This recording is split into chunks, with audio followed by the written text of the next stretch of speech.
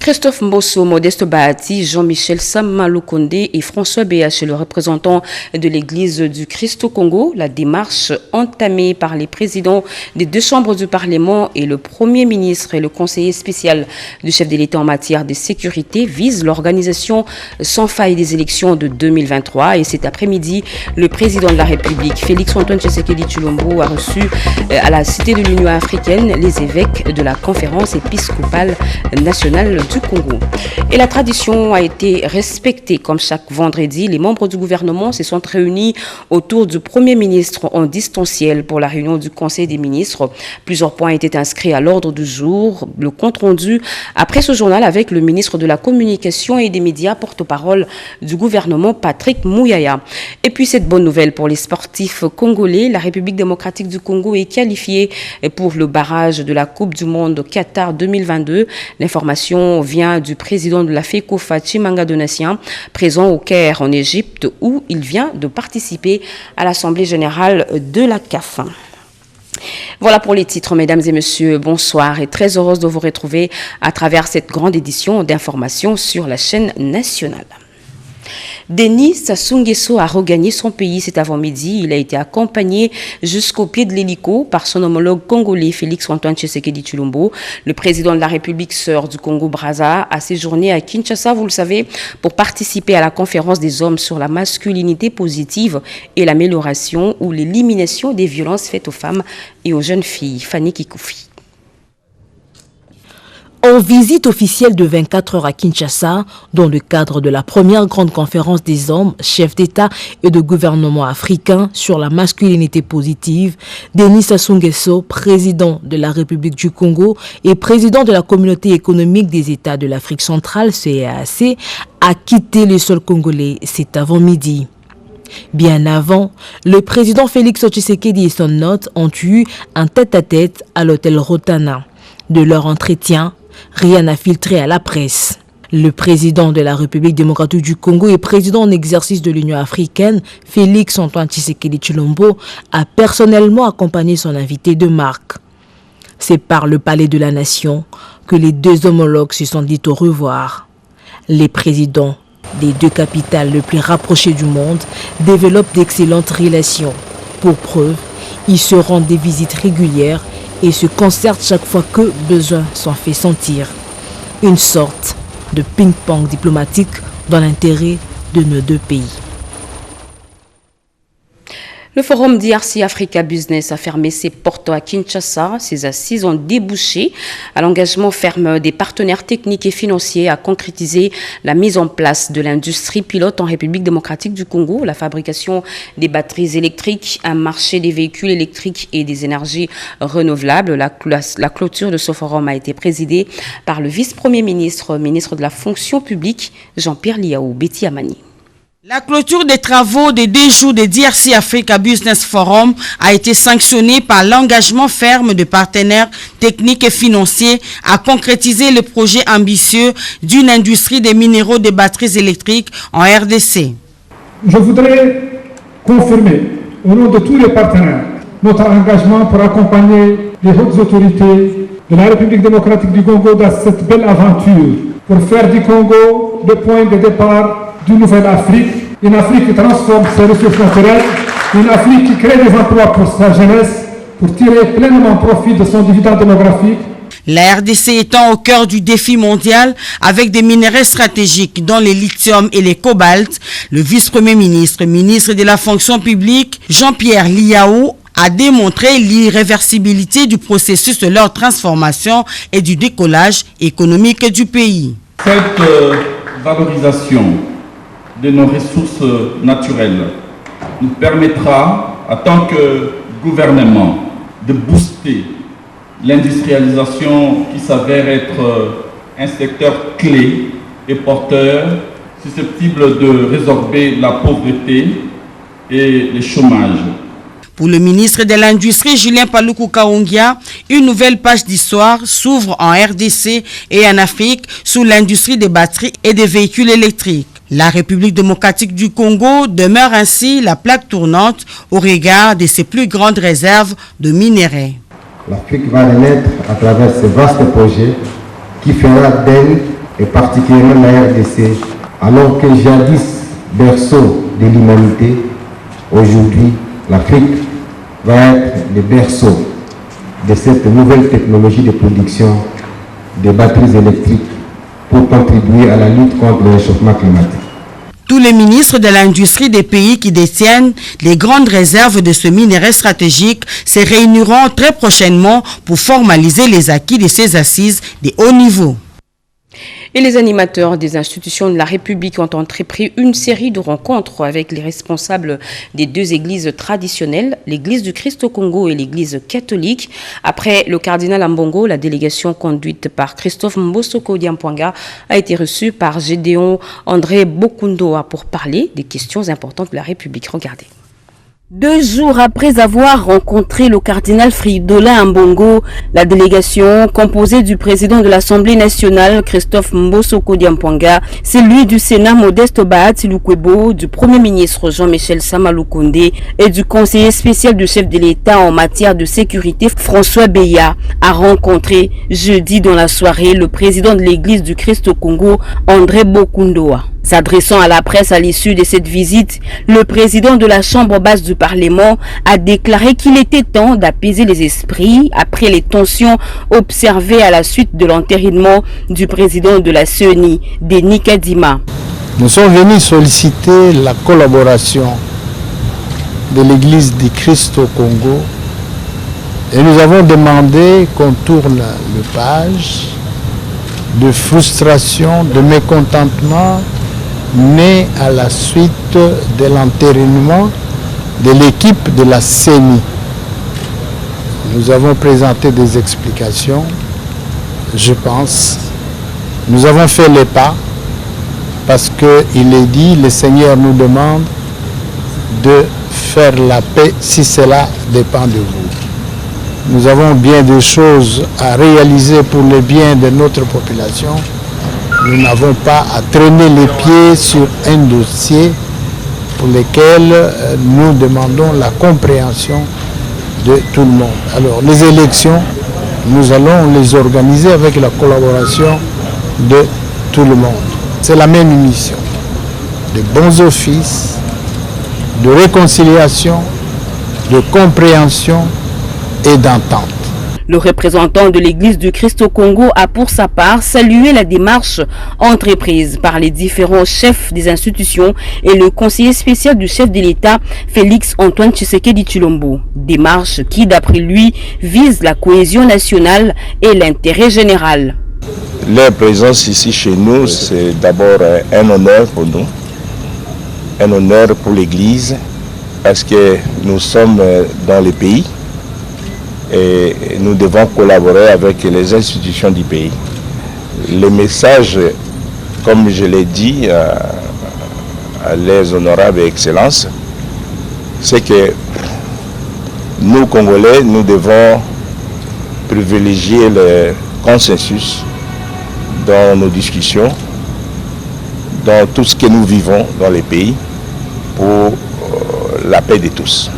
Par ces contacts, il est visiblement constaté que le régime en place est engagé à organiser les élections démocratiques, transparentes et apaisées en 2023, comme le veut le chef de l'État, Félix Antoine Tshisekedi Tshilombo.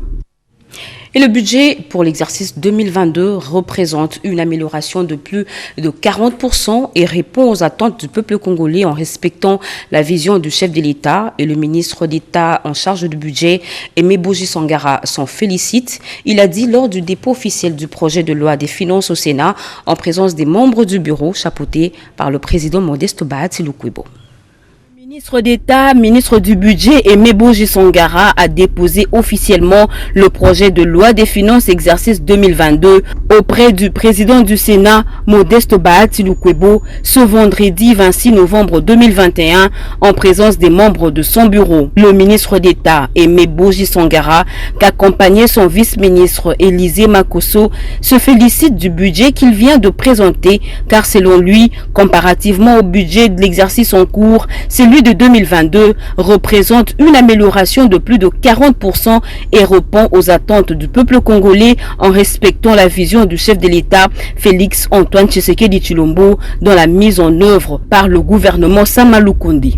Quand on le compare à la loi initiale votée pour l'exercice 2021, avec un budget à hauteur de 14 600 milliards de francs congolais, soit à peu près 7,1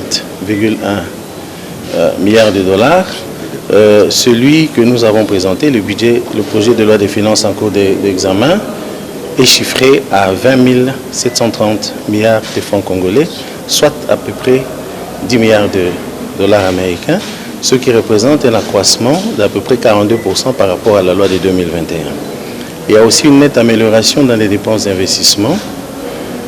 Il y a aussi le fait que nous avons essayé de réduire les trains de vie de manière relative, parce que comme il y a eu accroissement du budget, nous avons maintenu la part des dépenses de fonctionnement à peu près 9,8%. Il y a aussi le fait que ces projets de loi reflètent le programme du gouvernement sur base duquel notre gouvernement a été investi au mois d'avril, en alignant les priorités du gouvernement, les 5 secteurs prioritaires. Et donc je pense que les sénateurs vont améliorer ce texte de manière à ce qu'il reflète beaucoup plus les réalités du terrain, parce que eux, ce sont les représentants du peuple et ils sont en contact avec la population. Le dépôt de ce projet du budget au Sénat, qui est déjà sous examen à l'Assemblée nationale, va permettre aux sénateurs de prendre connaissance du texte de ce projet de loi des finances en vue de faire un travail de qualité pendant la seconde lecture, après le rapport de l'Assemblée nationale, avec pour finalité voter un budget qui tient compte des réalités sur terrain. La commission ECOFIN du Sénat est déjà à l'œuvre dès ce vendredi. La République démocratique du Congo, désormais dans les instances décisionnelles de l'Agence universitaire de la francophonie, le recteur de l'université de Lubumbashi, le professeur Gilbert Kishiba, a présenté le trophée et l'attestation de l'Agence universitaire de la francophonie au Premier ministre Jean-Michel Sama Lukonde. Petit Ndouangou. Un honneur pour la République démocratique du Congo. Les recteurs de l'université de Lubumbashi, élus parmi les 18 membres du conseil d'administration de l'agence universitaire de la francophonie AUF. Le professeur Gilbert Kishiba Fitula est venu ce vendredi 26 novembre 2021 à la primature informer officiellement le chef du gouvernement Jean-Michel Sama Lukonde Kyenge de son élévation en qualité de représentant universitaire de la région Afrique centrale et des Grands Lacs. Les universités sont attendues là où il faut que l'homme soit formé qualitativement pour que la société soit qualitative. Le Premier ministre, il est une personnalité exceptionnelle du point de vue de l'écoute et de l'ouverture par rapport aux universités. C'est en cela aussi qu'en passant, puisque la rencontre de l'AUF à Bucarest a insisté sur les réformes des universités pour les engager dans plus de qualité. Ici en RDC, ces réformes se sont déroulées au sein des États généraux de l'enseignement supérieur universitaire, organisés par l'initiative du président de la République, chef de l'État, et l'égide du Premier ministre Sama Lukonde. Et donc à Lubumbashi, les résolutions de ces états généraux sur l'enseignement supérieur et universitaire corroborent, se recoupent avec les attentes et les résolutions de la rencontre de l'AUF à Bucarest. L'agence universitaire de la francophonie AUF a entre autres pour mission d'engager les universités dans la recherche fondamentale des qualités qui passe par une synergie entre universités. Elle vient de fouler le sol Boyomé ce vendredi à la grande satisfaction de la population locale. Elle, c'est la très distinguée première dame Denise Nyakeru Tshisekedi. À sa descente d'avion, elle a soulevé des salves de joie. La population l'attendait depuis ferme dès le matin. Et c'est à la place de la poste de Kisangani que le pouce du chef de l'État, Félix Antoine Tshisekedi Tshilombo, a communié avec les Boyomé. Parmi les doléances figure l'amélioration de la fourniture du courant électrique. Voilà pourquoi Denise Nyakeru Tshisekedi avait dans sa suite le directeur général de la SNEL pour une solution durable à ce problème. Naïcha Kelamouila y reviendra avec force de taille dans nos prochaines éditions. Ils étaient retenus captifs par les ADF sur l'axe Luna-Samboko sur la route nationale numéro 4. Grâce à la bravoure de l'armée congolaise, 54 otages recouvrent la liberté, un motif de remerciement pour les personnes libérées au FRDC pour cette prouesse. Ça se passe en Ituri. Regardez. Plus pour les forces armées, en Ituri, ces voyants militaires viennent de libérer 54 civils de main des ADF lors des patrouilles des combats au village Manzobé, dans la chefferie de Walese-Vonkutu, en territoire du Roumou. Parmi les otages libérés figurent 17 femmes, 16 hommes et 21 enfants. Un motif de joie et de remerciement pour ces populations qui salient le professionnalisme de FRDC. Nambala mobiso kokota masasi bandiko beta babeti masasi ngana nzu masasi na maboko babeti masasi na bapine bisekwe baye bapasoli paraprise ale babandiko misa bapasager nyonso kotia bango singa boa tomoni bakonzi bayambi biso malamu pesi biso biloko akolia toka sécurité pezana na tuza bien vraiment. Occasion pour le lieutenant Gilles Ngongo, porte-parole des opérations militaires en Ituri, d'appeler la population à continuer de faire confiance à son armée qui travaille d'arrache-pied pour sa protection. Nous encourageons les éléments de forces armées de fouiller pas à pas cette forêt pour récupérer d'autres compatriotes qui peuvent être encore dans le filet de la mort de ces bandits, mais aussi de tout faire pour neutraliser ces hors-la-loi. Nous demandons encore une fois à la population, au nom du gouverneur militaire et commandant des opérations, de continuer à collaborer avec les forces armées, de fournir les informations fiables pour détruire cet ennemi qui endeuille la population. Depuis plus de 3 semaines, une accalmie s'observe dans cette région de la chefferie de Walese-Vonkutu et celle de Komanda, traversée par la RN4, fruit des opérations menées par les éléments de l'armée régulière, sous le commandement du général Mugisa Moulek Joseph, exécutant sans faille les instructions du commandant des opérations militaires en Ituri, le lieutenant général Luboyanka Shoma Johnny. La question de l'appui de l'Union européenne au secteur de la sécurité en République démocratique du Congo a fait l'objet d'échanges ce matin à la Commission Défense et Sécurité de l'Assemblée nationale, réunion présidée par l'honorable Bertin Mubondi. Rikin Zuzuloya Mayoel, reportage. Échange d'informations et réflexions sur l'appui de l'Union européenne à la réforme du secteur des sécurités. Aujourd'hui, c'est une concrétisation. Avec la rencontre du président de cette commission, Bertin Mubonzi, et le chef de la délégation de l'Union européenne, l'ambassadeur Jean-Marc Châtaignier, entouré des députés et des présidents des commissions défense et sécurité du Kasaï, de l'Ituri, du Nord et du Sud Kivu, avec la facilitation de la fondation Konrad Adenauer. Selon l'honorable Mubonzi, le gouvernement Sama Lukonde a mis un accent sur les mesures de renforcement de la sécurité nationale. L'absence d'une politique nationale de sécurité a fait qu'à présent, le soutien apporté au secteur de la sécurité en RDC s'est transformé en un ensemble d'activités vaguement liées. Ainsi, ce soutien ne s'est pas traduit en une amélioration du comportement et des capacités nationales qui est supposé être les résultats recherchés. Les efforts de la Commission défense ici salués. Et nous sommes en train de féliciter et de remercier la Commission Défense et Sécurité au niveau de l'Assemblée nationale parce qu'il y a peu que la Commission a produit un rapport important, impeccable, qui a repris l'ensemble des préoccupations, l'ensemble des soucis qui se posent au niveau des 2 provinces sous état de siège. Délégué de l'Union européenne Jean-Marc Châtaignier a martelé la nécessité et l'importance sur la réforme du secteur de la sécurité, mais selon lui, cette réforme ne doit pas seulement être militaire, mais aussi s'inscrire dans une approche globale qui doit prendre en compte la diplomatie, défense, le développement, le droit de l'homme et des considérations politiques. Des objets d'art de musée des Tervuren en Belgique vont faire le chemin retour vers la République démocratique du Congo après plus d'1 siècle.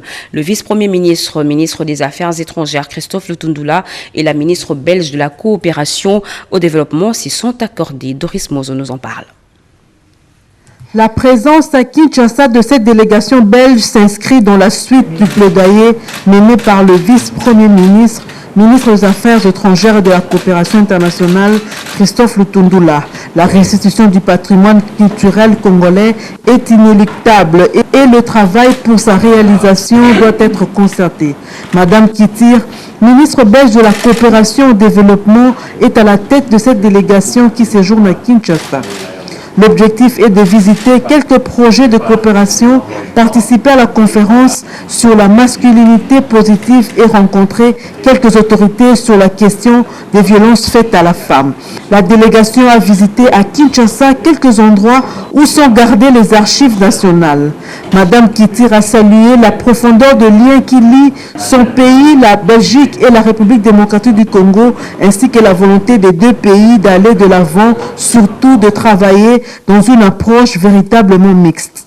Le vice-premier ministre, ministre des Affaires étrangères et de la coopération internationale, a exprimé, lui, de vive voix la satisfaction du gouvernement congolais de voir la Belgique s'engager afin pour la concrétisation de ce processus de restitution. Christophe Lutundula a promis à la délégation de s'impliquer lui-même personnellement dans les différents projets des investisseurs belges en République démocratique du Congo. Des échanges qui rassurent sur l'avenir et garantissent un environnement propice pour les investisseurs belges en République démocratique du Congo.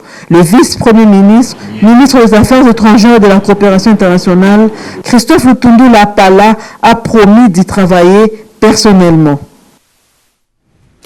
Rendons-nous dans la province du Congo central où une évasion spectaculaire a eu lieu dans la prison de Matadi. Le vice-premier ministre, ministre de l'Intérieur et Sécurité, a fait le déplacement de Matadi pour s'enquérir de la situation et prendre les mesures qui s'imposent pour empêcher que pareille situation ne se reproduise. José Baïtoambo.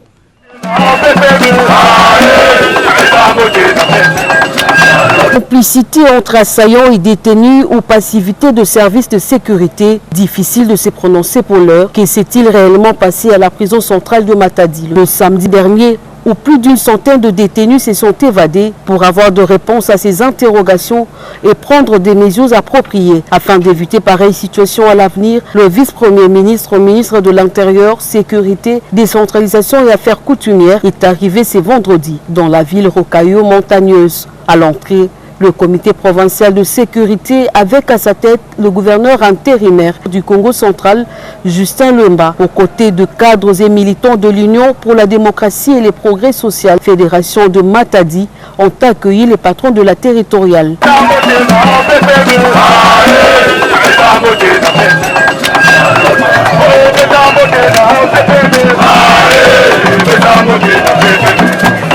L'agenda de Daniel Asseloki Towakoy prévoit plusieurs activités, notamment une visite à la prison centrale de Matadi, de réunions avec l'exécutif provincial, les autorités militaires et policières de la province, mais aussi le responsable de la prison de Matadi et autres. Pour rappel, les faits se sont déroulés aux alentours de 17h. Une opération spectaculaire au cours de laquelle 2 hommes armés se sont présentés à l'entrée principale de la prison, ont neutralisé les gardiens et ouvert les cellules permettant à un grand nombre de prisonniers de s'enfuir. Affaire à suivre. Tous les points focaux des différents ministères ont été formés sur l'utilisation du logiciel informatique dénommé tableau numérique de suivi et évaluation, assise organisée par la cellule de climat des affaires, un service au sein de la présidence de la République. Jean-Pierre Ndolo-Demazou. C'est avec succès que s'est clôturée la session de formation des points focaux des ministères sur l'utilisation du tableau de bord numérique de suivi et évaluation des assignations ministérielles sur le climat des affaires en République démocratique du Congo, un outil grâce auquel la cellule climat des affaires offre non seulement au gouvernement, mais surtout aux chefs de l'État la possibilité de suivre de très près et de manière pratique l'évolution de la mise en exécution de chacune des réformes traduites en assignation matérielle sur l'amélioration du climat des affaires. Le coordonnateur AI du CCA, Roch Bachala Koubinda, ne jure que par la mise en œuvre par les ministères des réformes qui conduiront à l'amélioration du climat des affaires. À toutes les autorités de pouvoir apprécier l'état d'avancement de la mise en œuvre des réformes relatives à l'amélioration du climat des affaires au pays. Et donc c'était aussi l'occasion justement de permettre à tous les points focaux de favoriser une synergie entre toutes les équipes climat des affaires, si je peux me permettre de le dire, pour faciliter justement cet exercice qui viendra après, qui est même le plus important, celui de la mise en œuvre des réformes. Parce que les réformes, elles ont déjà été pensées, les assignations envoyées, mais maintenant, le grand du travail, c'est de les mettre en œuvre. Il est prévu dans les prochains jours une formation des ministres reformateurs dans l'amélioration du climat des affaires sur l'utilisation efficiente de ce tableau numérique de suivi-évaluation. L'ambassadeur des USA à Kinshasa a été reçu par le président de la CENI ce vendredi.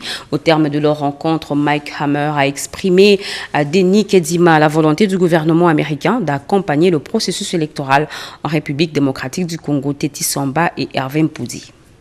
Les échéances électorales pointent à l'horizon. Pour une meilleure compétition électorale, la République démocratique du Congo et les États-Unis d'Amérique s'engagent à renforcer la démocratie. L'ambassadeur des USA en poste en RDC, Mike Hammer, l'a exprimé ce vendredi 26 novembre au président de la CENI. Les deux personnalités ont discuté aussi de l'apport du gouvernement américain aux élections prochaines de 2023. Je suis venu aujourd'hui à me réunir avec le nouveau président de la CENI, précisément parce que le président de la République démocratique du Congo, Félix-Antoine Tshisekedi Tshilombo, a fait la demande de l'accompagnement et le soutien de la communauté internationale dans le processus électoral pour commencer à faire des préparations pour une bonne élection, une élection inclusive et transparente en 2023. Et de la côté des États-Unis, je voudrais venir à parler avec le nouveau président Kadima. Les partenariats entre les États-Unis et la RDC, c'est aussi pour faire avancer et renforcer la démocratie congolaise. En tant que contributeur à la réussite du processus électoral en RDC, Mike Hammer n'a pas trouvé d'inconvénients sur les besoins éventuels d'assistance technique de la CENI afin de mener à bon port le processus électoral en cours. Au cours de cette rencontre, le diplomate américain a réaffirmé la position de son pays, indiquant que les États-Unis, un des partenaires stratégiques de la RDC, notamment en matière électorale, viennent de poser le pied dans le sillon déjà tracé. Deux projets importants vont bientôt être réalisés, l'un dans la province de la Lomami et l'autre à Kinshasa. Le ministre des Finances Nicolas Kazadi a signé ce jeudi des accords de financement, d'une part avec la Banque africaine de développement et de l'autre avec la Banque arabe de développement économique de l'Afrique, Edith Chala. La République démocratique du Congo mobilise davantage des ressources financières et le ministre des Finances, Nicolas Kazadi, s'emploie à les affecter rationnellement et selon les urgences. Deux accords de financement ont été signés, le premier avec la Banque africaine de développement BAD, portant sur le programme d'appui au développement agro-industriel de Ngandajika, Prodan. 50 millions d'unités de compte équivalent à 70 millions de dollars américains seront injectés dans le projet. Le ministre des Finances, Nicolas Kazadi, veille au respect des conditions de prêt relatives à la politique d'endettement. Pour Ngandajika, ça a été un parcours de combattant, mais la détermination aussi bien de l'équipe de la Banque africaine de développement, Serge m'appelait parfois la nuit pour me pousser, me poser des questions, me harceler pour que les choses avancent, et je répercutais ce harcèlement au niveau du cabinet du conseiller spécial qui suivait le dossier, et fort heureusement on a réussi à obtenir que ce projet soit approuvé et qu'aujourd'hui il soit signé. Le deuxième accord avec la Banque arabe pour le développement économique en Afrique porte sur 14 artères de la ville de Kinshasa pour un montant de 50 millions de dollars américains. Pour les prochaines étapes, Nicolas Kazadi fera diligence pour obtenir les lois de ratification et permettre la mise en œuvre de ces accords de financement dans les meilleurs délais. Parlons politique à présent. Sachez que les membres et cadres de l'UDPS Fédération de l'Angola étaient à l'Assemblée générale extraordinaire pour arrêter une stratégie commune pour mieux aborder les échéances électorales à venir à l'Mbikaï. Ces assises ont permis aux cadres et membres de l'UDPS de la Fédération de l'Angola de réfléchir sur leur apport pour accorder à l'UDPS la majorité aux échéances électorales futures. Pendant 9 jours, soit du 13 au 21 novembre 2021, les participants ont passé au peigne fin la marche de leur parti et la stratégie à mettre en place pour conserver les pouvoirs. L'UDPS est dans l'obligation de conserver le pouvoir le plus longtemps possible pour honorer la ligne de nos pères fondateurs. C'était aussi une occasion pour les représentants présidents de l'UDPS en Angola, Edouard Kabouaï, de sensibiliser ses compatriotes sur les avancées significatives réalisées par le chef de l'État Félix-Antoine Tshisekedi Tshilombo. Il s'agit notamment du retour en puissance de la République démocratique du Congo sur la scène internationale, des prouesses de FARDC dans la traque des ADF dans l'est de la République et de l'embellie financière observée ces derniers temps dans les trésors publics. Edouard Kabouaï a aussi exhorté l'assistance à ne pas céder un seul instant à la manipulation des politiciens en perte de vitesse. Cela avant d'annoncer l'arrivée dans les tout prochains jours du secrétaire général de l'UDPS à Luanda, en Angola. Et au regard de la situation socio-politico-économique du pays, Clément Kankou Boukassa, président du mouvement pour le renouveau, appelle la classe politique, toutes tendances confondues, à l'unité et à la cohésion nationale.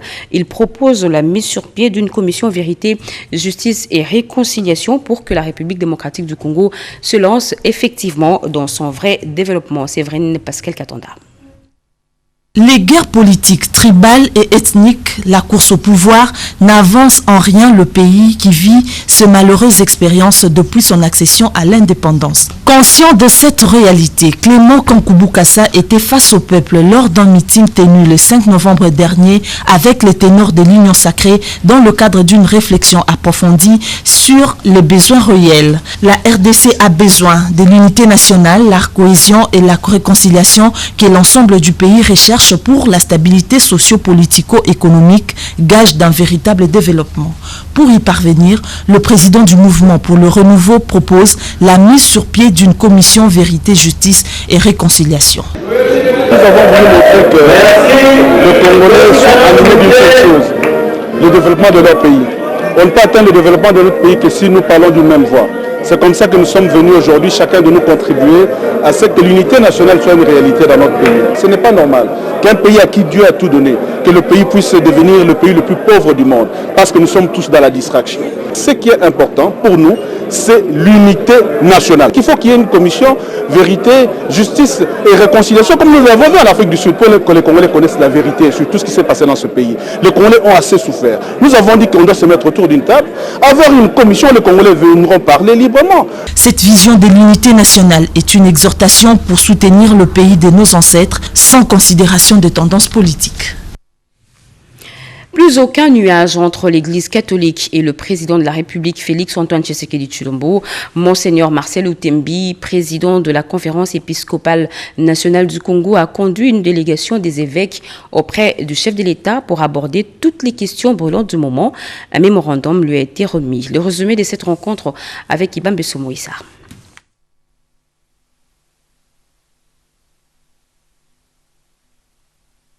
Il n'y a pas de désaccord entre l'Église catholique et le pouvoir en République démocratique du Congo.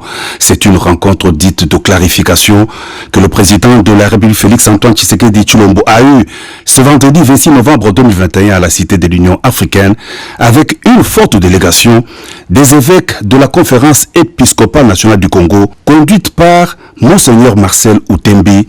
Une rencontre qui permet d'élever tout malentendu. Au sujet du processus électoral en cours en RDC, le président de la CENCO a indiqué qu'une étape a été franchie. L'important, c'est d'aller de l'avant. Le processus électoral, c'est une dynamique. Il y a une étape qui a déjà été franchie. Il y a un temps pour tout. Un temps pour réfléchir, un temps pour se quereller, un temps pour se concerter, un temps pour être réaliste, pour prendre des décisions. L'important, c'est d'aller de l'avant. Nous avons d'autres éléments de ce processus électoral qui nous engagent. L'Église, l'État et d'autres partenaires, comme par exemple l'éducation civique et électorale. Il y a aussi la mission d'observation électorale qui viendra, mais il ne faut pas attendre 2023 pour en parler. Ce mécanisme doit être déclenché dès aujourd'hui. Donc ce sont là les points autour desquels nous pouvons fédérer, mutualiser nos forces pour aller de l'avant afin d'atteindre cet objectif qui consiste à assurer le bien-être du peuple congolais et à choisir des personnes idoines qui seront à mesure de répondre aux différents problèmes du peuple congolais. Nous sommes appelés à collaborer, à travailler ensemble, les temporels, les politiques, les religieux. Tous nous devons conjuguer les efforts pour servir le peuple qui doit être le centre de notre préoccupation. Des gouvernants, des politiques, tout comme aussi des religieux. Et sur cette question, nous n'avons pas de problème. Nous regardons dans la même direction, même si par le moment, il y a des petits moments, des petits couacs. Ça ne manque jamais dans une organisation humaine. L'important, c'est de voir dans la bonne direction et de chercher à recadrer les choses pour aller de l'avant. Dans une ambiance très conviviale, la rencontre du président de la République avec les évêques, membres du comité permanent de la CENCO, s'est clôturée par une photo de famille. Les évêques membres du comité permanent de la CENCO venaient d'une réunion en session extraordinaire pour traiter des questions brûlantes de la société concernant la situation sécuritaire, les processus électoraux et l'éducation chrétienne. Ils ont remis au chef de l'État leurs mémos afférents à ces différentes questions d'actualité. Fin de ce journal, mesdames et messieurs, nous vous rappelons que la tradition a été respectée. Comme chaque vendredi, les membres du gouvernement se sont retrouvés autour du Premier ministre en distanciel pour la réunion du Conseil des ministres. Plusieurs points ont été inscrits à l'ordre du jour. Le compte rendu de cette réunion du gouvernement tout à l'heure après ce journal avec le ministre de la Communication et des Médias, porte-parole du gouvernement, Patrick Muyaya. Mesdames et messieurs, merci à vous de nous avoir suivis partout ailleurs sur satellite. Vous êtes sur la RTNC. L'actualité continue sur nos antennes. Retrouvez à 23h Serge Merlin Mata. Grand sera pour moi le plaisir de vous retrouver demain à 20h. Très bonne suite de programme sur la chaîne nationale et excellent début de week-end à toutes et à tous. Au revoir.